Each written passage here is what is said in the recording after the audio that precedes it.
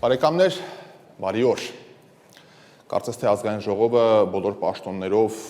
դեմքերով արդեն հայտնի է եւ հուսամ սկսելու են իրենց ազգանվեր աշխատանքը, բայց միշտ մի հարց ունեմ։ Երբ եք վերջին անգամ հիշում մի դեպք, երբ ազգային ժողովում քաղաքական ձեզ հայտնի ուժերը գործընկերային տրամաբանությամբ, առանց փոխադարձ ատելության, առանց փոխադարձ անվստահության, միմյանց մերժելու, խեղդելու, ցանկության նստել են մի սեղանի շուրջ եւ որևէ կարևոր հարց են լուծել ու ավելին լուծում են գտել։ Հիշում եք նման բան։ Ես դժվարանում եմ հիշել։ Ընդհանրապես այս հարցը թերևս ավելի կարևոր է, քան այն, թե ով քանի ձայնով է ընտրվել, ինչ քաղաքական ուժեր են, ով շահերն է սպասարկում եւ այլն։ Միասնականություն կլինի թե ոչ։ Հայաստանի 9-րդ գումարման ազգային ժողովը կարծես թե անցնում է արդեն աշխատանքային փուլի, ձևավորման փուլը անցյալում է, նախաձեռնությունը այդ ամբողջ process-ը ձևավորված է, նախագահի տեղակալները ընտրված են, մշտական հանձնաժողովները ստեղծված են, այսօր անգամ ցուցակը հրապարակեցին, քաղաքական ուժերի տեղերը նույնպես քիչ թե շատ հասանելի են, հրապարակված են, ուստի անցնում ենք աշխատանքի բուն process։ Այսօր Արամ Վարդևանյանի տեխնացությունը առաջադրվեց, նա ազգային ժողովի նախագահի տեղակալում ընտրվեց եւ դա կարևոր հերթական հանգրվանն էր։ Փակ քվեարկությամբ դրա տեխնացությանը կողք քվեարկեցին բոլոր 53 մասնակցած падգամավորները, իսկ մշտական հանձնաժողովների ձևավորման նախագիծը ընդունվեց 60 կողմ եւ 15 ձեռնպահ ձայներով։ Ընդհանրապես այս թվերը Առաջին հայացքից կարևոր են նույնիսկ լավատեսության, այսպես չափաբաժնի տեսանկյունից, թվում է, որ հնարավոր է համագործակցություն, որովհետև վերջիվերջո ընտրեցին, չէ, ինչքան էլ սահմանադրությունը պարտադրի, բայց փաստորեն միասին քննարկեցին Վարդևանյանի տեխնացությունը, կողմ քվեարկեցին, այսինքն որոշակի եզրեր կան համագործակցության։ Հնարավոր է համաձայնություն, հնարավոր է նաև, որ խորհրդարանը տա Աստված չդառնա միայն քաղաքական հակադրությունների հերթական հարթակը,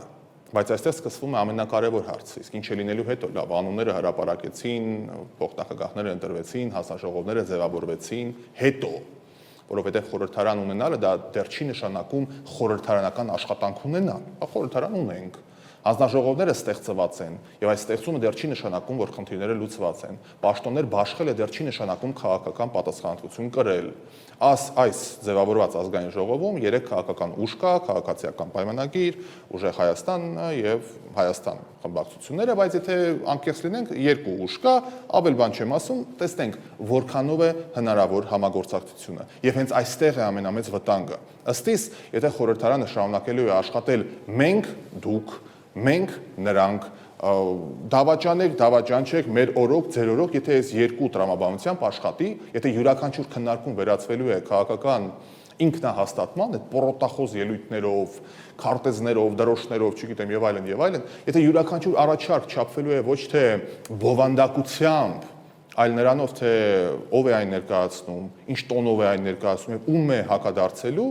դա արդյունավետ խորհրդարան որակել շատ բարդ կլինի։ Իսկ Հայաստանի խնդիրները այլևս չեն սպասում։ Հայաստանի շարքային քաղաքացին չի սպասում այդ լայվ ելույթներին, ով ում հակադարձեց, ով ինչ տոնով խոսեց, ով ավելի գեղեցիկ ցիտեց, չգիտեմ ում, ով ավելի սրամիտ փորձեց երևալ, ոչ։ Տնտեսությունը, սոցիալական խնդիրները, անվտանգությունը, ժողովրդագրությունը, կրթություն, առողջապահություն, արտաքին քաղաքական մարտահրավերներ, տարածաշրջանային փոփոխություններ, իրավական համակարգի նկատմամբ վստահություն, սրանք են լուրջ հարցերն են, որոնց լուծումը չի կարող տեղավորվել իշխանություն, ընդդիմություն, փոխադարձ մեղադրանքների շրջանակներում, որ տարիներ շարունակ մենք տեսնում ենք։ Այս հարցերում հասարակությունը կարծում եմ առանձնապես չի հետաքրքրվում, թե ով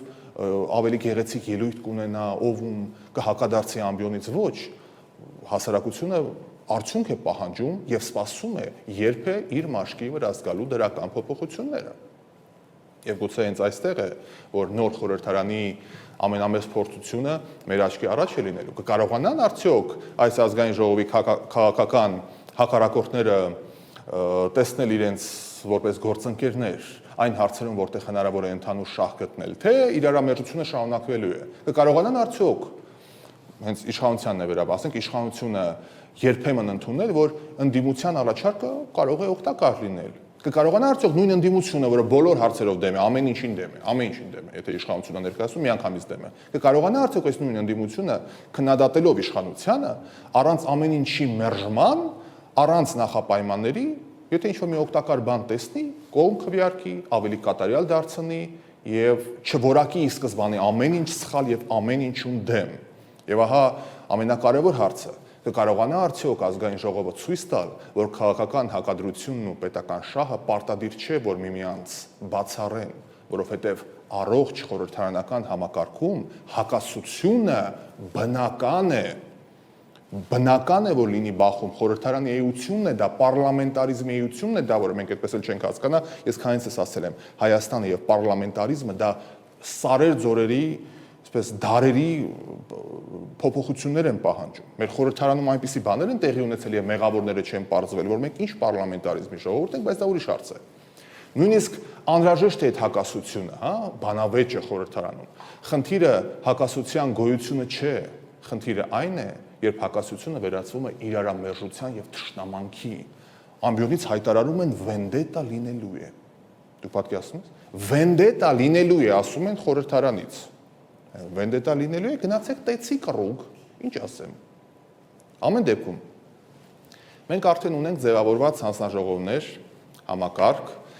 12 մշտական հանձնաժողովներ աշխատանքային տարբերողություններով, սա նշանակում է, որ այլևս դժվար է ասել, որ մենք դեռ ձևավորման փուլում ենք։ Ոչ, բարեկամներ։ Հիմա արդեն աշխատանքի փուլն է։ Հիմա պետք է տեսնենք, ինչ են անելու այդ հանձնաժողովները, ինչ օրենսդրական նախաձեռնություններ են քննարկվելու, որ խնդիրներն են դրվելու օրակարգում, ինչ առաջարկներ են ընդունվելու, որ հարցերում են քաղաքական ուժերը կարողանալու համաձայնության գալ եւ վերջապես որքանով է այդ ամբողջ աշխատանքը փոխելու իրական հայաստանցու կյանքը, որովհետև ազգային ժողովի արդյունքները եւ արդյունավետությունը պետք է չափվի ոչ թե նիստերի քանակով, ելույթների տևողությամբ կամ քաղաքական փոխադարձ հարվածների ինտենսիվությամբ, այլ շատ պարզ չափանիշներով։ Արդյոք այդ աշխատանքից հետո Հայաստանի շարքային քաղաքացու կյանքը որևէ լավ իմաստով փոփոխության ենթարկվելու է։ Ավելին, անկախ ամեն ինչից, այսօրվա այս քաղաքական ոչ միանշանակ իրականությունից ես փորձում եմ լինել լավատես, մնալ լավատես, որովհետև Հայաստանը որքան էլ երբեմն անհասկանալի, հակասական եւ նույնիսկ անհնար թվացող իրադարձությունների երկիր է, մի առանձնահատկություն ունի։ Այստեղ Հայաստանում ամեն ինչ երբեմն սկսվում է հենց այն պահից, այն տեղից, որտեղ թվում է, որ այլևս որևէ հնար չկա։ Եվ ինչպես ասում էր դասականը, եւ այնտեղ է լոկ սխրանքը սկսվում, ուր վերջանում է ամեն մի հնար։ Գուցե հենց այսօրվա ձևավորած խորհրդարանն էլ մի օր մեզ ստիպի հասկանալ, որ քաղաքականությունը պարտադիր չէ, որ լինի միայն մերժում, հակադրություն եւ թշնամանք։ Գուցե մի օր պարզվի, որ նույնիսկ այսպիսի քաղաքական հավաքի մեջ հնարավոր է գտնել համագործակցության որևէ ճանապարհ, որևէ արահետ, որովհետև եթե պետական շահը իսկապես բարձր է կուսակցական եւ միջանձնային շահերից, ապա լուծումը որքան էլ դժվար լինի, միշտ պետք է փնտրել ու գտնել։ Մտածեք այդ ուղղությամբ։